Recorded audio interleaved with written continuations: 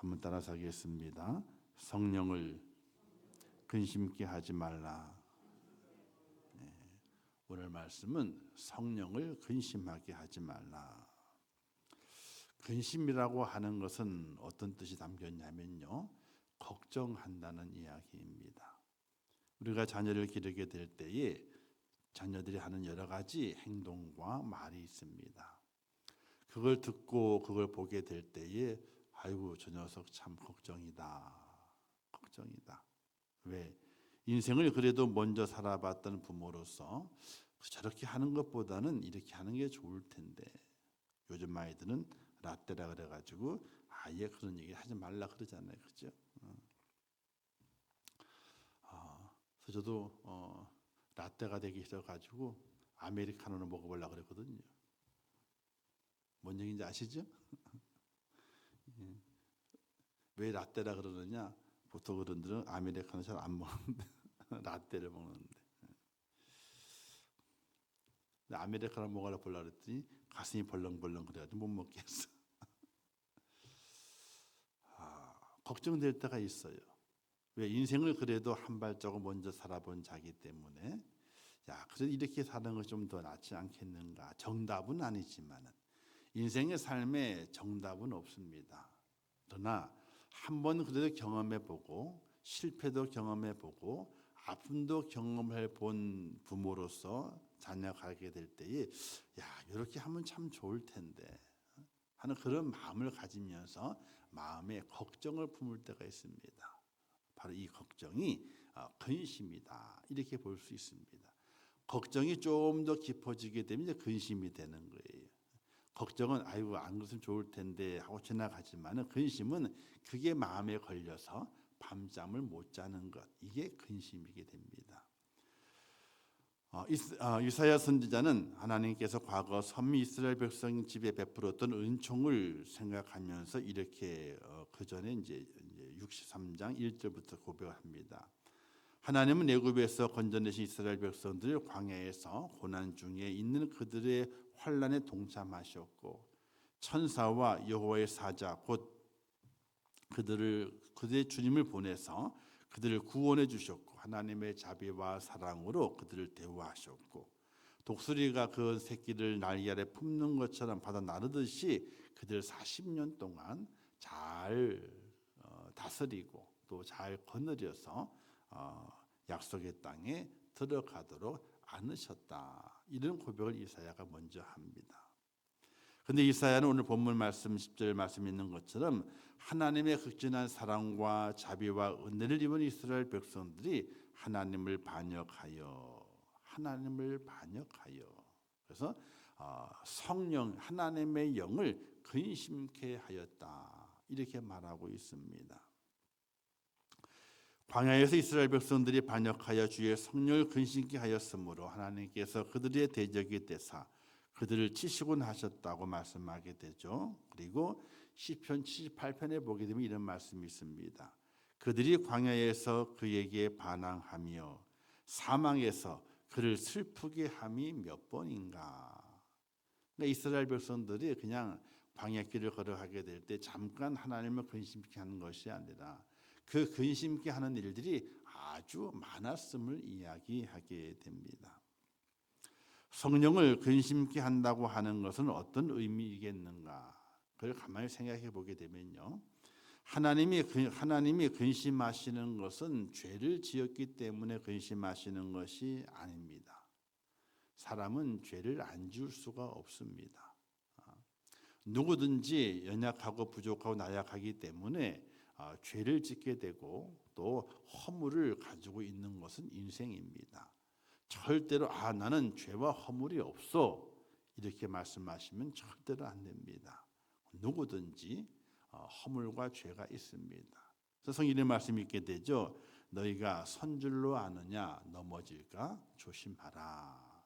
이 말씀은 뭐냐면 언젠간 나도 저와 똑같은 허물과 죄가 드러날 수 있기 때문에 너 인생의 삶을 조심하고 남의 이야기를 하게 될 때에는 그 입술로 조심해야 된다. 너도 똑같은 것은 넘어질 때가 있으니 그러니 지금부터라도 조심해야 된다 하는 그런 의미겠지요. 하나님이 근심하시는 것은 죄를 지었기 때문에 그렇지는 않습니다. 이스라엘 백성 또 우리 인간 사람 똑같이 죄를 짓습니다. 그런데 무엇 때문에 근심하게 되느냐? 죄를 합리화하게 될 때에 근심하게 됩니다. 아담이 그랬죠. 선악과를 따먹은 이후에 하나님께서 물으셨습니다. 야, 너 왜 그걸 따먹었느냐? 그랬더니 아이고 하나님 제가 부족했습니다. 라고 했으면 간단할 일이에요. 그죠? 하나님의 자녀인데 만드셨잖아요, 직접. 그 자녀가 아이고 하나님 제가 잠깐 실수해서 제가 연약해서 하나님의 말씀을 깜빡 잃어버리고 그만 유혹에 넘어가서 죄를 지었습니다. 아이고 하나님 한번 용서해 주시지요. 라고 했으면 간단할 일이에요. 그러면 더 이상 인류에게 뭐 그 죄에 대한 형벌이 있을 일이 없는 거예요. 근데 아담이 뭐라 그랬습니까? 하나님이 내게 주신 저 하와 저 여자가 내게 주어서 먹게 했습니다. 자기의 허물과 죄가 누구 때문이라는 거예요? 첫 번째가 아니요, 하나님 때문이라는 거예요. 하나님이 여자를 안 줬으면은, 그죠?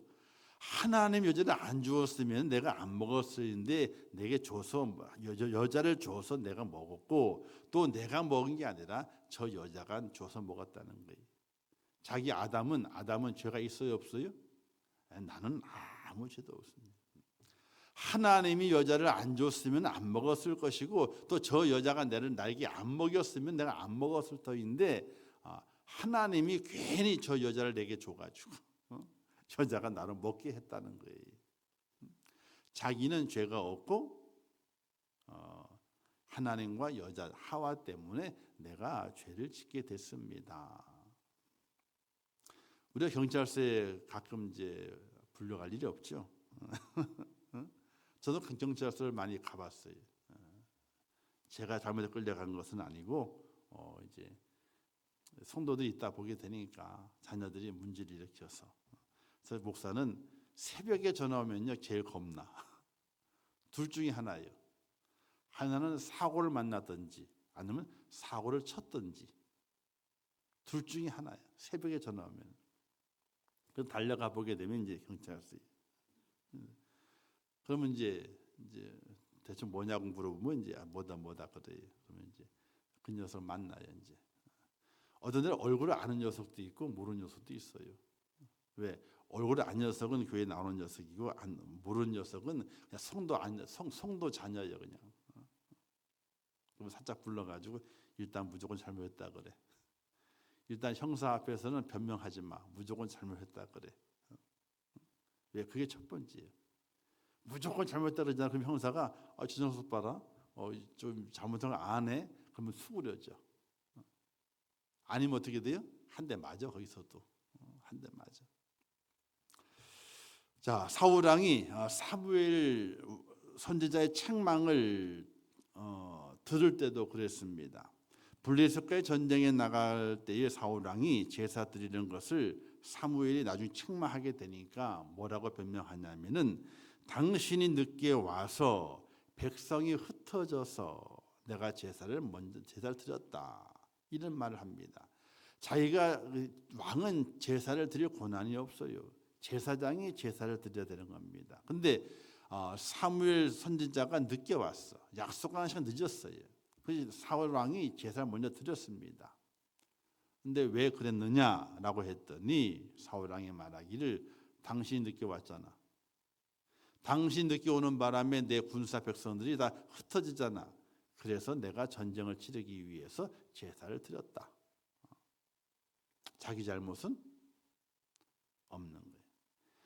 제사를 드리는 것은 하나님의 방법이에요. 하나님의 방법으로는 제사장이 제사를 드려야 되는 것인데 사울 왕은 그것을 잊어버리고 자기 생각이 앞서서 하나님의 생각을 무시해 버리는 겁니다.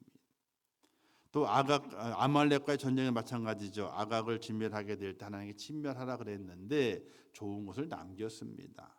사무엘 선지자가 왜 그랬습니까? 라고 그랬더니 아이고 너무 좋은 것이어가지고 하나님께 제물로 바치기 위해서 백성들이 가지고 왔다. 나중에는 백성들이 하나님께 제사로 가지고 왔는데 내가 그 백성들의 요구를 무시할 수 없었다. 이런 변명을 사울 왕이 하게 됩니다.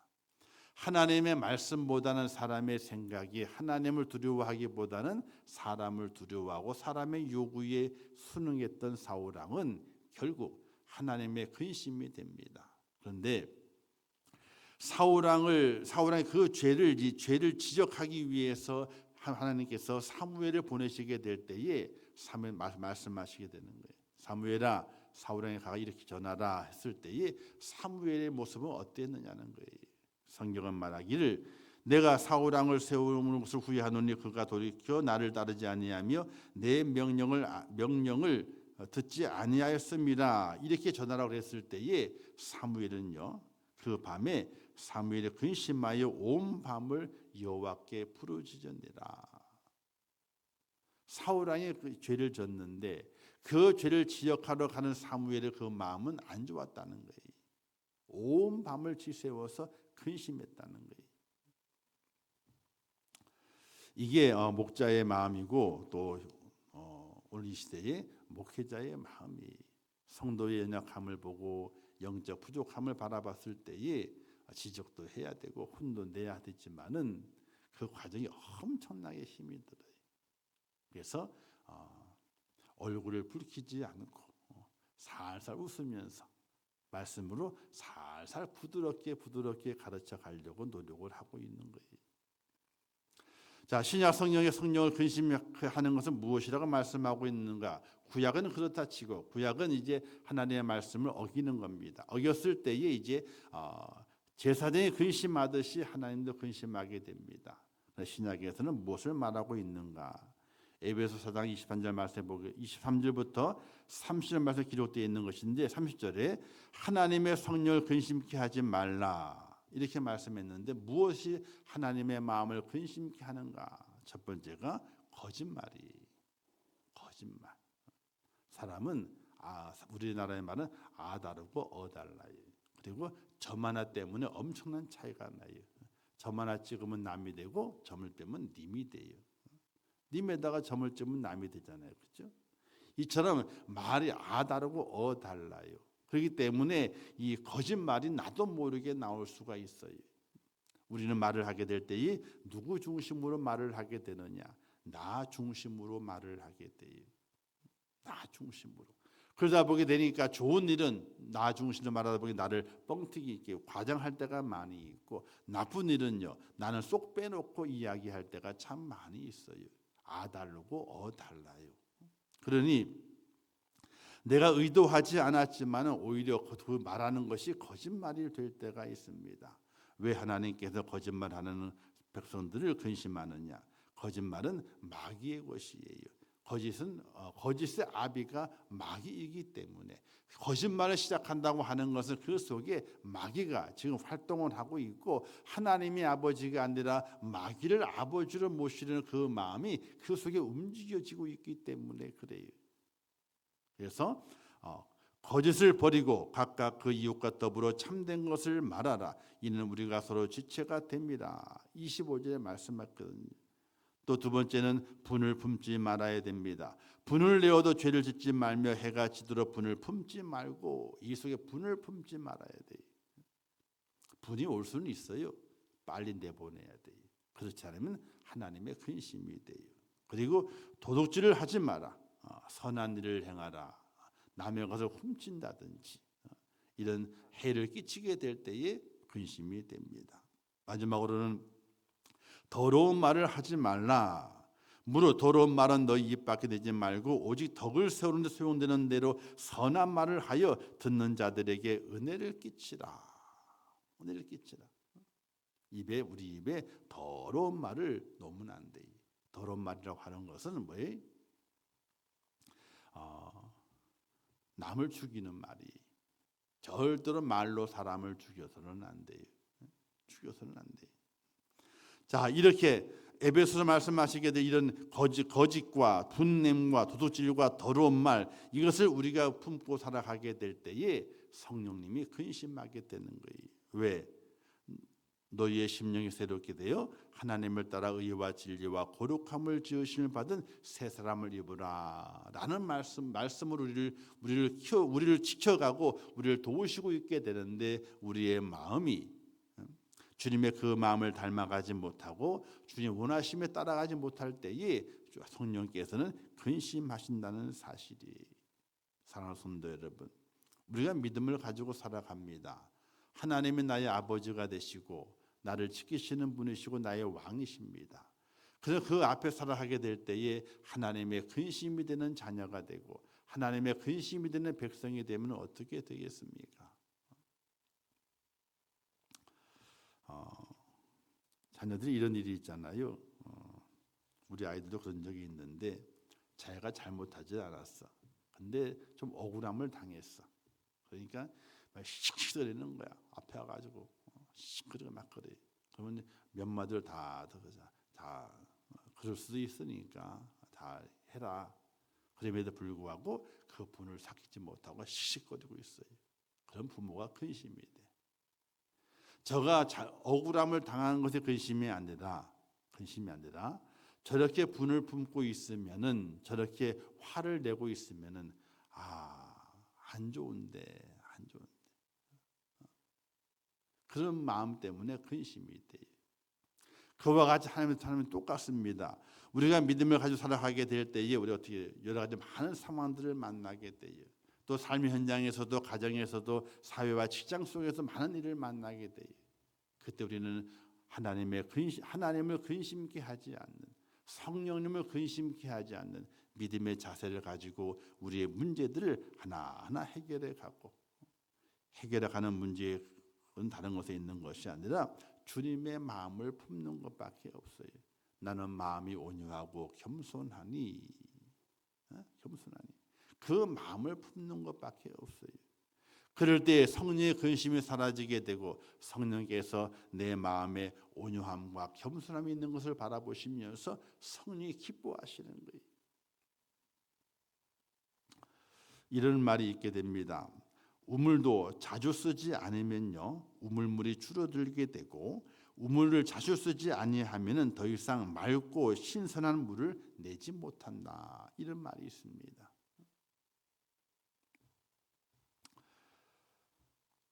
한때 뜨거웠던 기도 생활, 신앙 생활도 성령을 근심 있게 하게 되면요, 성령의 생수의 우물이 막히게 되고, 한때 생수의 강이 넘쳐 흘러서 다른 사람에게 선한 영적 감동을 주었던 성도도 영적 과마력이 없어지게 되고 도리어 성령을 근심케 하는 일이 생겨나게 되고, 오히려 근심케 하는 성령의 모습을 다른 사람에게도 전파하게 되는 어리석은 자가 된다는 것입니다.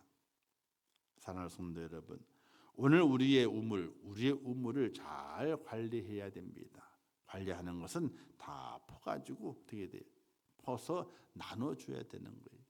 우물이 아깝다고 가만히 두게 되잖아요. 그 우물은 썩습니다. 더 이상 신선한 샘물이 솟아나지 않습니다. 내 속에 있는 것들을 다 퍼내어서 섬기고 나누어주고 달려가게 될 때에, 그때 하나님의 큰 은혜로 말미암아 내 마음의 그 우물이 맑고 신선한 물을 내면서 더 아름답게 쓰임받는 축복자가 될 믿으시기를 주님의 이름으로 축원합니다. 예수님도 이렇게 말씀하셨습니다. 외식한 서기관과 바리새인들에게 이렇게 말씀했거든요. 참 안타까운 말씀인데, 너희보다 배나 더 지옥 자식이 되게 하는도다, 이렇게 말씀했어요. 우리가 하나님의 성령을 근심케 하게 되면은 그 일로 말미암아 주변에 있는 다른 사람들에게 어떻게 돼요? 더 지옥 자식이 되게 만드는 일이 발생한다는 겁니다.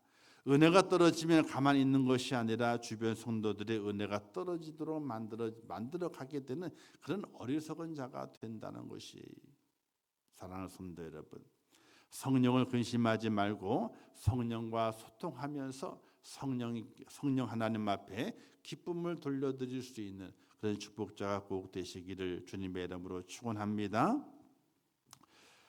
갈라디아서 이런 말씀이 있습니다. 우리가 성령으로 살았으니 성령에 발맞추어 행동하라 하는 말씀이 있어요. 우리가 성령으로 살았으니 성령과 발맞추어 가라. 성령과 발맞추어 가라. 사랑하는 성도 여러분, 우리의 삶의 현장에서 여러 가지 많은 일들이 발생합니다. 고민되는 일도 발생하고 화나는 일도 발생하고요. 그러나 그로 말미암아 내가 반응하는 모든 것들이 하나님의 성령님의 기쁨이 되는가, 아니면 성령님이 근심하는가를 돌이켜 볼 수 있어야 됩니다. 우리의 말 한마디가 성령님의 기쁨이 돼야 되고, 내 행동 하나하나가 성령님의 기쁨이 되게 될 때에 그 성령님께서 내게 갚으신 은혜가 넘쳐서 이 땅에 살아가는 나의 모든 날 동안에 성령이 나와 함께 하시게 되고, 성령의 능력으로 세상을 이기며 염려와 근심과 두려움을 물리치는 하나님의 사람으로 승리케 하시는 축복이 꼭 있습니다. 그것을 하나님의 그 약속을 기억하시면서 내가 어떤 일이 있어도 성령을 근심케 하지 아니하고 성령을 기쁘시게 하는 하나님의 사람으로 내가 세워져야 되겠다고 하는 믿음의 귀한 다짐을 통해서 성령님을 기쁘게 하고 또 성령님과 함께 날마다 동행하는 믿음의 축복자로 저와 여러분이 꼭 세워지시기를 주님의 이름으로 축원합니다. 기도하겠습니다. 하나님 아버지, 은혜와 사랑을 참으로 감사합니다. 저희를 사랑하셔서 또 귀한 말씀을 주셨습니다. 성령을 근심케 하지 않는 하나님의 사람이 되게 하여 주시옵소서. 날마다 예수님처럼 온유하고 겸손한 마음으로 이 땅에 살아가면서 성령의 기쁨이 되게 하시고 자랑이 될 수 있도록 저희를 축복하여 주시옵소서. 모든 죄를 다 멀리하게 하시고 또 죄를 지었을 때에는 그 죄를 인정하며 용서를 구하는 하나님의 사람이 되어서 성령을 기쁘게 하심을 말미암아 준비하신 축복과 은혜를 마음껏 누릴 수 있도록 은혜를 더하여 주시옵소서. 남은 모든 시간들 위에 함께 하시고 매 시간 주시는 말씀을 사모하면서 하나님의 은혜를 받는 하나님의 사람들 되게 하여 주시옵소서. 예수님의 이름으로 축복하며 기도하옵나이다. 아멘. 지금은 우리 주 예수 그리스도의 은혜와 하나님 아버지의 크신 사랑하심과 성령님의 감화 감동 위로 축복 교통하신 은혜가 오늘 특별 새벽 기도에 나와 주 앞에 나와 예배하며 기도하며 성령을 근심케 하는 자가 아니라 우리의 모든 죄와 허물을 다 벗어버리고 통해 자복함으로 말미암아 성령을 기쁘시게 하는 자로 하나님의 그 약속을 누리기를 원하는 우리 임천국의 모든 순도들 머리 위에와 그들의 가정과 자녀들과 기도의 제목들 위에 이제부터 영원토록 함께 있을지어다. 아멘.